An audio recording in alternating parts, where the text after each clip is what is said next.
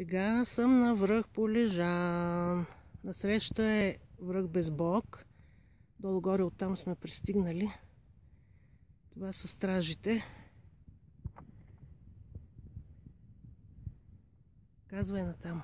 Тодорка и горната лифтна станция. Зад Тодорка е Вихрен, а отдясно на Вихрен е Кутело. Тук има една поредица от върхове. Най-вдъното е връх Синаница. Такъв триъгълен най-вдъното.